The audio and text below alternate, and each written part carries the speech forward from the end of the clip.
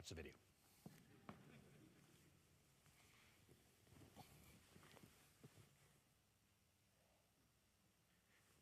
Supposed to be some audio with this, I believe. Or we're just meant to appreciate the visual image.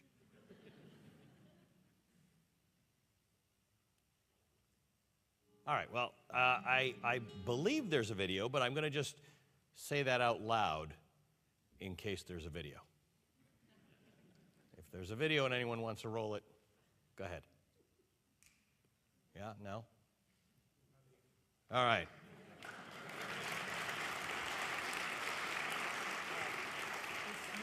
Bismillah.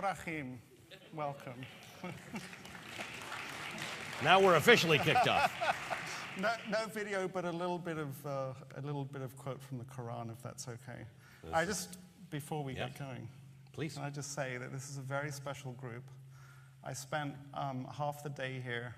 I met Salim Devji in Dubai, and he offered me a tour of the Ismaili Center there, and I couldn't. And I was so happy to do it here. And I learned something very special about the Ismailis. It's a very, very small group of people in the world that has a sense of peoplehood, has a sense of connectivity, a sense of tribalism in the most positive way possible. It's connected to the world. We see that in the room. And we see how Ismailis in the world are engaged with the world, but with also a sense of history. So a sense of connectivity to the past that is often lacking in North America, and a sense of the future. And I think that much of what is missing in the world exists here, and I congratulate you, and it's a privilege to be here. That's amazing. Thank you, Ryan. Well, when I was last out here, I was with my old friend, Michael Fertig, and I know all about Michael, and we've been friends for a long time, and I didn't know Guy. And Guy had reached out earlier this week to suggest that we meet for lunch, but the week became a little more eventful than I was hoping, so we didn't get a chance to, but we've become good friends in the back over the last hour or so, talking about things that we have in common and don't have in common. One of the things we have in common is a great respect, which is shared by millions of people around the world, for one of the world's finest investors, Warren Buffett. A guy like me, he lived in New York until 2008, but he famously is one of those people who bid on a lunch with Warren Buffett, and he and his friends won that lunch with Warren Buffett. And that was life-changing for you as an investor, as it would be.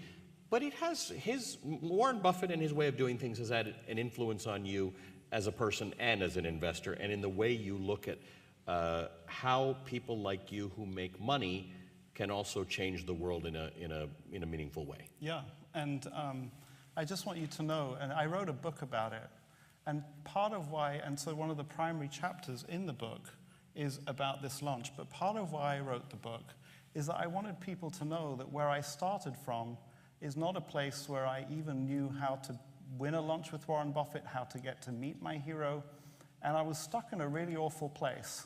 And I've had people write to me, and I suspect that, in a room of this size, there are some people who are stuck in an awful place, and I want you to know that there's hope. And I also want you to know that the hope does not come from the education or the family or any of those things. It came from learning some pretty basic things that got me to be able to learn from Warren Buffett. And I feel like before getting to this lunch, I want to share that a little bit, because I think it's really important. So I had this flash of insight that I now realize is just one of the most powerful things for change and for growth in life, which is, we read that we need to have good mentors in life. And I'm sure, Ali, you have great mentors. Dozens of, but you also have dozens of emails into your inbox every day of people who want you to mentor them, and you can't. And here's the answer. I wanted Warren Buffett as a mentor, and at some point I said, but I don't have people around me. And I asked myself this question. I said, what would Warren Buffett have done if he'd been sitting in my shoes right now? And I started thinking, using my imagination and using what I knew about him, and I started following step by step what I thought he would do in my shoes. And in doing that, I kind of entered into a different world in which I was I was leaving this horrible world of investment banking and walking into a world that felt more and more like Warren Buffett's world. And so this idea of you don't have to actually have met your mentors, you just have to ask yourself, what would they do? That's interesting. And when you ask yourself, what would they do, you glean that by learning about them, by reading about them? Yeah, so I read the biography of Warren Buffett, a very good, the name of the book's not coming to my head, but I said, well, if Warren Buffett was in my shoes, I guess I'd first of all read my own annual report. So I read the Berkshire Hathaway annual report.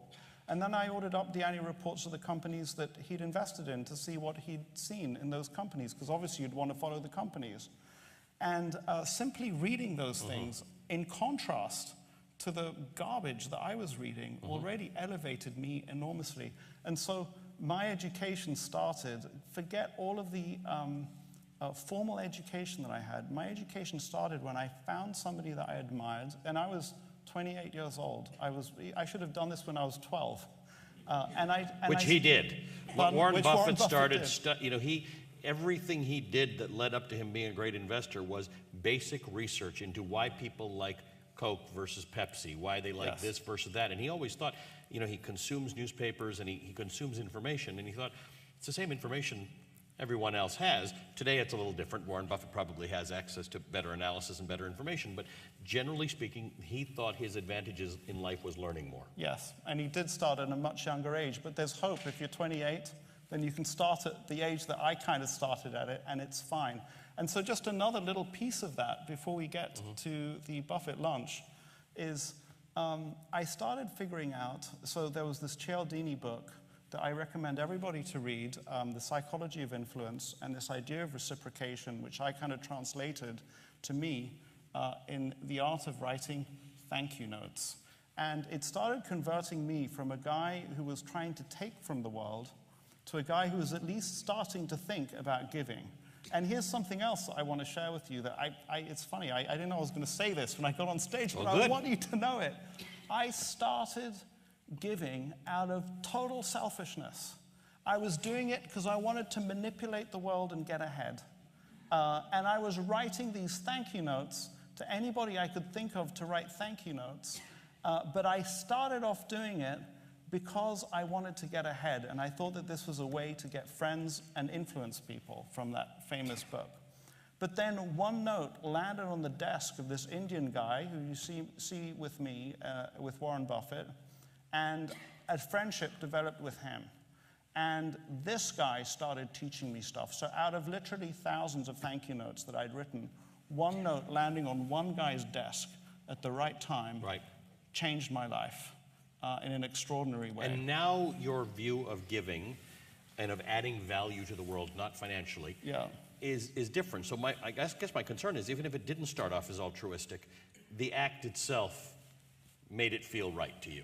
So the more I did it, the hilarious thing is, so, I'm not saying you have to be this way, but I started actually caring about the people I was writing to. What a concept. So I was really, I know. I love this guy's honesty. If everybody I ever interviewed was like this. My wife is like, hello, welcome to the rest of the world, But that's great, however you get to it. I think that sometimes just exercising those muscles is good. I want to just pick up on something you said, because you said you were in a really bad place, and you were an investment banker on Wall Street, and there are a lot of people who would say, how is that a bad place? Because, you want to know why? Tell us. Because I was ripping people off.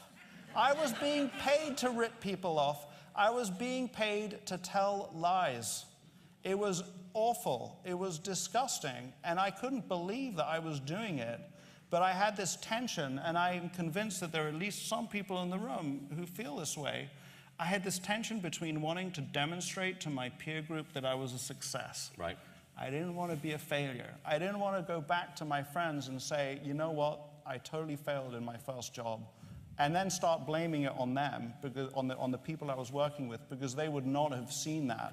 So there was this desperate desire in me to show outward success, and therefore I'd make compromises which I should have never made. That firm where I worked at was shut down for violations of securities law. You've actually likened it to that movie, Wolf of Wall Street. Yes, that's right. You see, Ali did do his homework. He pretended not to. He did do his homework. He's been pretending he knows nothing about me, and then he does that, you see. So.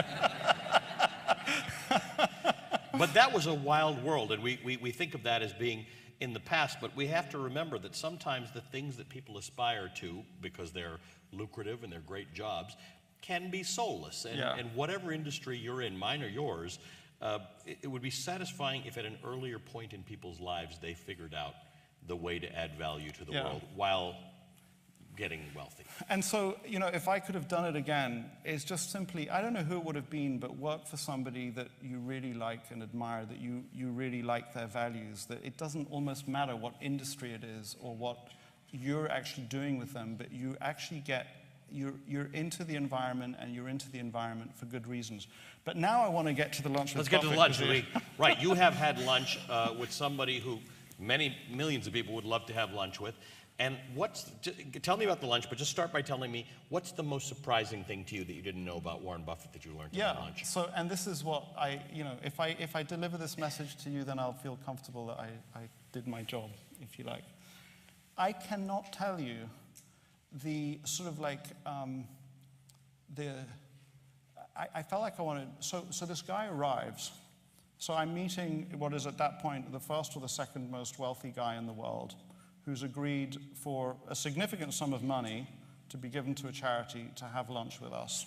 And so we show up at Smith & Wollensky's. And we finally meet him. He's given a TV interview, and we finally meet him. And the guy is 10,000% focused on us. And at some point he says, you know, I'm damn well going to deliver more than you paid for the lunch, because I want to make sure that you get value. And I felt like jumping out of my skin. There was something, you know, the richest man in the world doing this for you, you know, and the intense focus and enthusiasm that he had for a couple of people who were completely meaningless to him in the big picture. We could not make any difference, any real difference to him. He had just agreed to spend that time with us. So not just the amount of time he spent, you know, it wasn't a 1 hour lunch. The type of time, the quality. And this intense focus, whatever we wanted to talk about other than stocks and investing, and the desire to serve. And, you know, so if Warren Buffett shows up to a lunch with a couple of yo-yos and wants to serve us, you know, I asked subsequent to that, how many times am I showing up in people's lives who I think I'm more successful than them or better than them in some way or other, and I actually don't serve them? And how, if Warren Buffett had that impact on me, I should do that with a whole bunch of other people. And I think that changed me a lot, and it made me a much nicer person with a whole bunch of people, and helped me to find where success lies.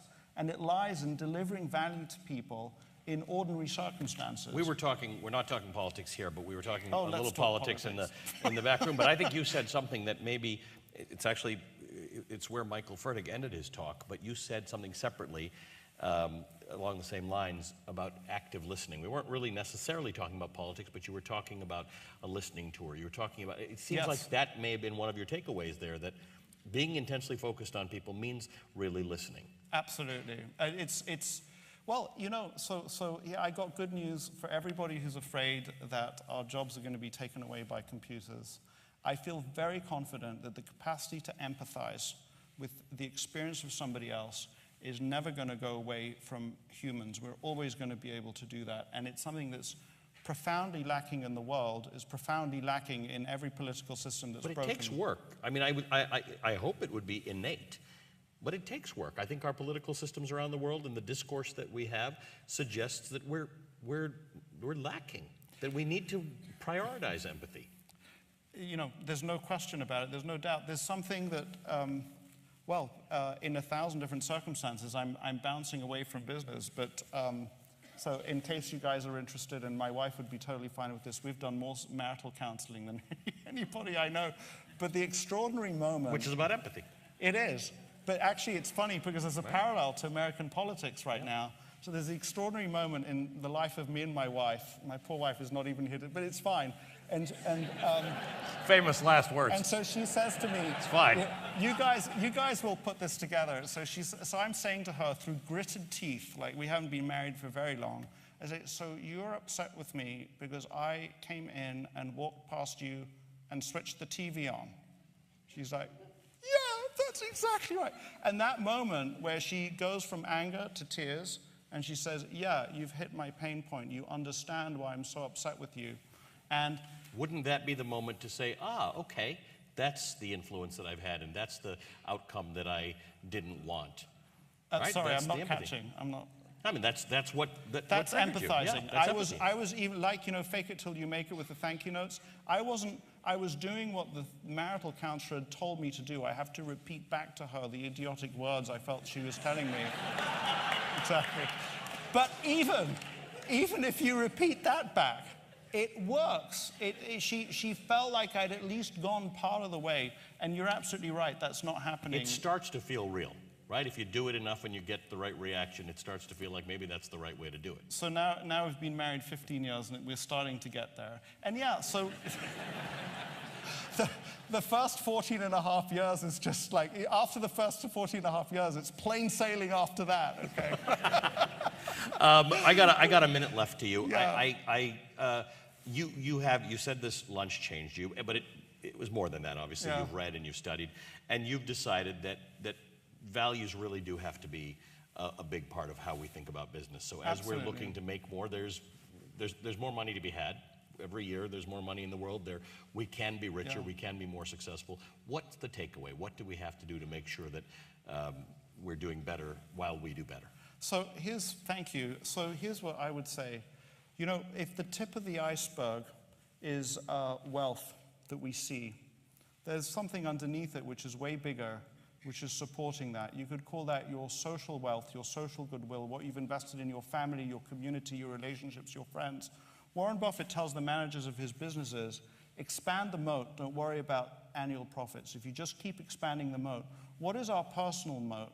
Our personal moat is the quality of the relationships we have around us. The people who will end up being successful, Charlie Munger says, are the people who deserve that success. If we work on deserving that success, the success will come. I am not as successful as a number of people because I haven't worked hard enough. I don't deserve it yet, but I'll keep investing and maybe I'll get there. So we will keep on working at deserving our success in investments and in our marriages. My wife is in the room, so I may not be able to use that trick as effectively, but at some point I'll thank you for your good advice. Guy, what a great discussion. Thank you for your candor and your honesty and for the way you've told your story in a way that we can all learn from. So, Guy, I wish you continued success, Thank you very much. and I think you deserve it. Thanks, everybody.